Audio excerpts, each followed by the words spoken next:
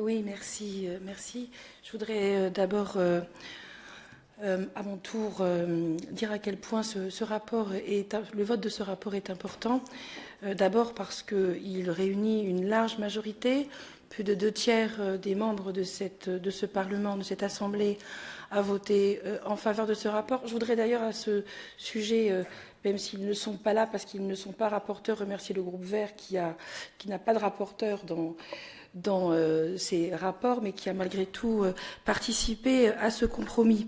Je voudrais aussi dire la fermeté du Parlement sur ce cadre financier pluriannuel, non pas par caprice ou par prétention, mais simplement parce que nous essayons, à travers ce rapport, de répondre aux préoccupations des citoyens européens, excusez-moi, dont tous les baromètres convergent pour afficher la volonté, l'attente qu'ils ont que l'Union européenne et le budget de l'Union européenne traitent les questions d'emploi, traitent les questions de protection sociale, traitent les questions de solidarité, traitent les questions de climat.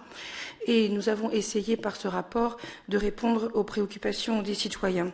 Je voudrais aussi dire que si nous avions besoin de cette force que nous avons obtenue ce matin au sein de l'hémicycle, c'est parce que le Conseil, et d'ailleurs la Commission n'en est que le pâle reflet, le Conseil a une toute autre approche de ce que doit être le budget de l'Union, puisque, une fois de plus, le cadre financier qu'il nous prépare est un cadre financier en diminution. Je dis une fois de plus parce que depuis les années 90, on est passé de 1,24 du PIB, puis 1,14, puis 1,1, puis aujourd'hui, la proposition serait autour de 1%. C'est ce qu'a dit la ministre qui représentait la présidence autrichienne hier.